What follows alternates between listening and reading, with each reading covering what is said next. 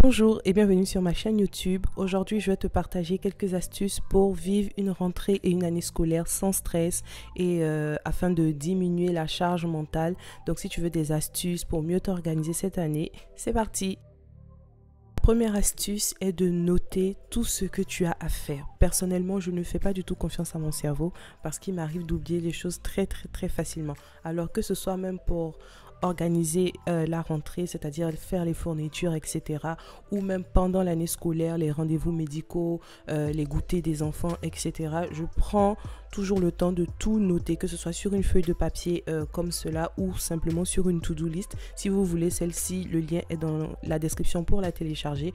Vous pouvez aussi utiliser l'application Notes de votre téléphone. Alors dans mon iPhone, il y a cet outil là qui me permet de créer des checklists. Donc c'est vraiment ce que j'utilise au quotidien pour tout et n'importe quoi et c'est vraiment très utile. Lorsque tu as fini une tâche, il te suffit juste de cliquer en fait sur le petit rond là et ça marque que la tâche elle a été faite et du coup tu connais ta progression. La deuxième astuce est la création de routines et honnêtement, je ne vis que par ça. Alors, une routine, c'est quoi? C'est une habitude mécanique, irréfléchie et qui résulte d'une succession d'actions répétées sans cesse. Donc, en fait, c'est simplement lorsque, à force de faire une chose, ça devient une seconde nature pour toi et que ce soit pour moi ou pour les enfants, c'est quelque chose que je fais pratiquement tout le temps et c'est important parce que ça donne un cadre en fait et ça évite d'avoir comme on appelle en fait en psychologie la fatigue en fait de décision. Donc c'est-à-dire en fait que tu n'auras pas à prendre des décisions parce que c'est déjà établi en fait que tu dois faire telle chose à telle heure. Et pour la routine de Mathis, ces images-là, en fait, c'est ce que j'ai fait l'année dernière. Donc, je vais vous mettre la vidéo. Donc, je l'ai fait sur Canva et j'ai mis des images. Pourquoi c'est important de mettre des images? Parce que les enfants, déjà, pour beaucoup, ils ne savent pas lire. Par exemple, Mathis ne sait pas lire. Il a 4 ans. Par contre, les images, il reconnaît. Et c'est important que l'enfant sache de quoi il s'agit. Si vous mettez que des chiffres et des lettres, il ne va pas se retrouver. Donc, il faut qu'il sache de quoi il s'agit parce que c'est sa routine et c'est lui qui doit se retrouver dedans en fait. Bon, ma routine de cette année elle est un peu différente, mais vous allez voir que Mathis a vraiment su exactement de quoi il s'agissait rien qu'en voyant les images. On se lève, on prend le déjeuner, on se brosse les dents, on se lave, on s'habille, on met ses chaussures et on met son sac à dos pour aller à l'école. Et le soir, du coup, qu'est-ce qu'on fait quand on rentre? On enlève ses chaussures, on enlève son sac à dos et on se lave les mains et après on mange son repas et après on se lave et après on s'habille et après on lit une histoire et après on prie et après on s'endort. Ouais! Pour info, ces petites fiches plastiques là sont vraiment super. Je vous ai mis le lien en barre de description. Mes routines, donc j'ai un classeur.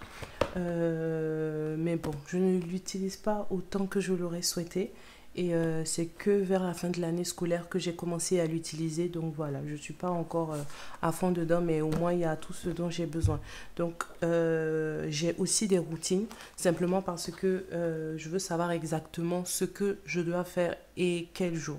En tant que maman au foyer, je sais qu'il y a eu des jours où en fait j'ai rien fait parce que j'avais rien prévu. En fait, j'avais rien prévu et finalement, je suis restée au lit ou sur Instagram ou Netflix toute la journée. Et le soir, je me dis, mince, j'aurais dû faire ça, j'aurais pu faire ça, etc. Et vu que je suis quelqu'un qui aime quand même avoir un cadre, ne pas faire les choses au hasard. Voilà, parce que bon, j'ai pas toujours la motivation et voilà, donc je préfère miser sur la discipline et pour moi être discipliné c'est simplement avoir un planning bien défini. Donc ce n'est pas quelque chose de carré auquel je peux pas déroger, non, c'est juste pour me donner vraiment une trame et savoir que tout ce que j'ai à faire dans ma semaine est vraiment bien établi, voilà, et bien partagé en fonction des jours de la semaine, pardon. Ça me permet vraiment d'avoir de la discipline et de faire tout ce que j'ai à faire et d'avoir un cadre et puis et d'être productive. Donc, je vous montre vite fait comment je m'organise avec mes routines. Donc, en ce qui concerne la semaine, donc là, j'ai écrit Basic Weekly Plan. Donc, ça ne vient pas de moi. J'ai vu ça sur un site d'une experte en organisation. Elle s'appelle Fly Lady. Voilà, moi je suis beaucoup les américaines, hein, donc voilà, c'est comme ça que je l'ai découverte et tout, mais je ne suis pas exactement tout ce qu'elle a dit. J'aime bien le terme Basic Weekly Plan. Donc j'ai mis septembre à octobre 2022. Pourquoi? Parce que mon planning va changer parce que je serai en formation à l'extérieur certains jours de la semaine. Donc, ça sera différent en fait de ce que je faisais l'année dernière ou je faisais les autres fois en étant complètement à la maison en tant qu'entrepreneur et mère au foyer. Donc, je vous explique rapidement. Alors, ça n'engage vraiment que moi. C'est ce que je fais moi. En tout cas, que je compte faire m'atteler à respecter. Parce que voilà, les routines, au début, c'est pas facile. Mais déjà, comme j'ai dit, moi, ça me donne un cadre et j'aime beaucoup ça. Et plus on les répète, plus on arrive à s'en tenir, en fait. Donc, voilà. Donc, chaque jour a une feuille. Et en fait, à chaque fois, je sais exactement ce que j'ai à faire. Donc, avant d'aller plus loin, vous voyez qu'il y a des checklists, en fait. Et que ici, j'ai mes feutres pour tableau blanc. Donc, en fait, je vais simplement checker à chaque fois quand je finis de faire et ça m'aide comme ça. Donc, la semaine, pour moi, commence le dimanche parce que le dimanche, c'est le jour où on s'organise pour la semaine à venir. Donc, voilà. Quand j'avais pas ma formation, le dimanche était prévu pour planifier le menu de la semaine parce que je faisais les courses le lundi, sauf que là je ne fais pas mes courses le lundi, donc voilà. Et aussi une chose très importante à savoir, c'est que j'ai décidé de ne plus faire un grand ménage une fois par semaine, c'est-à-dire par exemple le samedi, je me prends 3 ou 4 heures pour faire le grand ménage de toute la maison. Honnêtement, ce n'est pas possible pour moi, simplement parce que ça me demande beaucoup d'énergie et après ça, en général, je suis hyper fatiguée. C'est beaucoup trop de temps, honnêtement, surtout un samedi ou bien même un autre jour de la semaine, c'est beaucoup trop de temps et voilà quoi, j'ai pas que ça à faire, désolée, mais j'ai pas que ça à faire. Et puis j'ai vu que c'était beaucoup plus, la charge mentale était moins forte en fait en dispatchant les différentes choses que j'avais à nettoyer dans la semaine. Donc il y a des zones, c'est-à-dire par exemple il y a le salon, il y a la cuisine, il y a les chambres et il y a les sanitaires, donc salle de bain et WC. Donc en fait chaque jour en fait je fais un ménage complet dans ces pièces-là. Si j'étais toujours à la maison en tant que mère au foyer et entrepreneur, c'était vraiment une pièce par jour. Là c'est différent parce que j'ai ma formation et vous allez comprendre plus tard. Donc là, le dimanche, en fait, je vais faire donc le nettoyage en profondeur du salon. J'ai mis 30 minutes. Donc, ça veut dire tout ce qui est dans la zone du salon. Je vais tout nettoyer vraiment en profondeur. Nettoyage des chambres aussi. Voilà. Et je me mets un temps pour ne pas déborder, pour ne pas juste être là, nettoyer un peu, être sur mon téléphone et tout, etc. J'ai remarqué que quand je me donnais un temps précis pour faire une tâche, je la réalisais dans ce temps-là en fait. Parce que j'étais très concentrée, je laissais mon téléphone et tout le monde savait qu'il ne fallait pas me déranger. Et c'est exactement ce que je vais faire en fait en mettant le temps. C'est très très important, c'est une astuce de productivité. Donc voilà, et le dimanche, je range les vêtements de la semaine dans mon meuble pour ranger les vêtements et je fais une mise à jour rapide. Donc je peux passer un peu dans la maison pour voir qu'est-ce qui a besoin d'être nettoyé vite fait. Mais ça, c'est pas vraiment un deep cleaning, c'est pas un ménage en profondeur parce que chaque pièce a son jour. Alors, comme vous pouvez le voir sur les images, j'ai enregistré en détaillant chaque jour et après, j'ai compris que c'était pas du tout pertinent et surtout, c'était très, très, très long. Donc, l'idée, en fait, était simplement de vous donner une idée de mon organisation. Donc, comme je l'ai dit, chaque jour a une certaine organisation et ça me permet d'avoir une structure, d'être plus productive et de savoir exactement ce que je dois faire à quel moment. Et je disais aussi dans cette partie-là que cette année, en tout cas septembre et octobre, j'aurai une formation. Donc, c'est important pour moi, en fait, de pouvoir être vraiment carré dans mon organisation. Ça signifie pas que je peux pas déroger à ces règles-là, non, c'est juste que ça me donne une structure pour être beaucoup plus productive et avoir des journées où je fais vraiment des choses plutôt que juste m'asseoir dans le canapé en fait sur Netflix. Si vous voulez que je fasse une vidéo spéciale routine dans laquelle je vous détaille complètement toutes mes routines, n'hésitez pas à me le dire en commentaire. Donc, ce serait un plaisir pour moi de les faire. Comme ça, je pourrais plus expliquer. Mais en tout cas, comme vous pouvez le voir, j'ai une morning routine et une night routine. J'écris ce que j'ai à faire, mais en général, bon, les morning et night routine, c'est quelque chose qui est déjà en moi. C'est-à-dire parce que, voilà, je suis habituée. Donc, c'est vraiment carré et tout ça. Et voilà, mais c'est toujours bien, comme je l'ai dit en premier lieu, d'écrire parce que ça te donne, c'est un peu comme une confirmation en fait de ce que tu es censé faire et ça te donne une direction, une structure, etc. Donc franchement, c'est quelque chose que j'aime beaucoup et j'espère que ces conseils vous seront utiles. Troisième astuce, la planification des repas. Oh là là, qu'est-ce que c'est énervant parfois d'entendre qu'est-ce qu'on mange ce soir. Et ça fait plus d'1 an que j'ai mis ça sur pied, le fait de planifier tous mes repas. Non seulement économiquement, c'est un avantage parce que j'achète uniquement ce dont j'ai besoin, mais en plus de cela, ça me permet de ne pas trop réfléchir et ça évite qu'on me pose la question.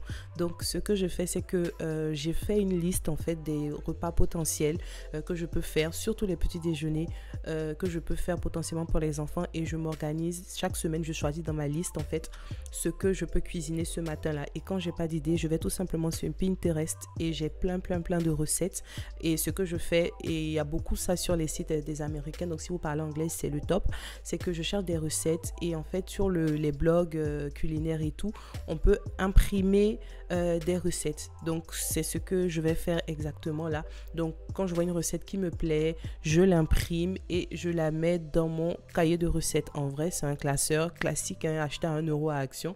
Donc voilà, donc je l'ai divisé en plusieurs catégories et je mets mes recettes là-bas. Comme ça, au moins, je sais que j'ai la recette. Je suis tranquille et quand j'ai envie de cuisiner ça, je le fais. Et j'utilise ce tableau de menu là. Le lien est dans la description. Quatrième astuce, c'est trier et organiser les vêtements. Alors, premièrement, ce que moi j'ai fait, c'est simplement que j'ai fait une grosse lessive pour les garçons. Donc, j'ai lavé tous leurs vêtements. J'ai fait le tri là déjà parce qu'il y a des vêtements qui sont au sale, etc. Il y a des choses qui peuvent porter pendant l'année scolaire, etc. Donc, j'ai vraiment tout lavé. Et quand je parle de tri, je parle de trier les vêtements qui ne sont plus bons, qui sont dans la garde-robe mais qui ne sont plus bons en fait. C'est-à-dire les vêtements qui sont déchirés ou abîmés ou les vêtements qui sont trop petits. Je sais que j'ai eu beaucoup ce problème l'année dernière. Parfois, en planifiant les vêtements, et je vais en parler un peu plus tard, en planifiant les vêtements, je ne regardais pas forcément les tailles. Je prenais juste le vêtement et je le mettais arrangé et tout ça. Et le matin, au moment de porter, je réalisais que le vêtement était trop petit. Donc, il fallait maintenant trouver un autre vêtement, etc. Et c'était trop un casse-tête parfois. Donc, j'ai décidé vraiment cette année de vraiment trier tous les habits qui ne sont plus bons et de les mettre de côté. Et voilà, comme ça au moins déjà c'est vraiment comme un désencombrement. Il y aura beaucoup plus d'espace, beaucoup plus de clarté. Et c'est ce que j'ai fait ça dans tout le vêtement. Donc voilà, ceux qui sont pas bons, on va s'en débarrasser, mais voilà. Les autres, sachant que j'ai 2 garçons, donc les vêtements de Matisse qui ne vont plus à Matisse peuvent aller à Yael. Donc tout ça, c'est un travail de fond à faire, mais je suis contente parce que là, je sais qu'il y a exactement ce dont ils ont besoin. Et une astuce que je fais depuis l'année dernière, en tout cas, c'est de planifier les vêtements à la semaine. Donc j'ai une vidéo qui est dédiée à ça. Donc je vais vous mettre le lien pour que vous puissiez la voir, mais c'est vraiment planifier les vêtements le dimanche soir. Et franchement, ça me fait vraiment gagner du temps. Vous allez voir dans la suite de la vidéo, j'ai un petit meuble où j'ai mis les jours de la semaine et je fais ça tous les dimanches et honnêtement, la charge mentale, elle baisse de ouf en fait. Donc franchement, c'est l'astuce numéro 1 qui a changé ma vie de maman et je vous la conseille vivement. Alors, je voudrais ajouter une dernière chose. À proprement parler, ce n'est pas une astuce d'organisation, mais je ressentais quand même le besoin de le préciser. Moi, je suis une femme chrétienne et quelque chose que je fais avant de débuter, que ce soit une année scolaire, que ce soit un travail, que ce soit quelque chose, c'est vraiment de recommander cela au Seigneur en fait. Donc, c'est-à-dire que j'ai beau avoir mon classeur, j'ai beau avoir mon organisation, j'ai beau avoir écrit mes choses, mais je sais que la capacité, elle me vient de Dieu. La Bible me dit que je peux tout par Christ qui me fortifie. Donc clairement, par moi-même, je ne peux pas le faire. Et je sais qu'il y a tellement de choses qui peuvent arriver dans la vie, qui peuvent nous empêcher d'y arriver. En fait, parfois, tu peux être fatigué, tu peux être malade, etc.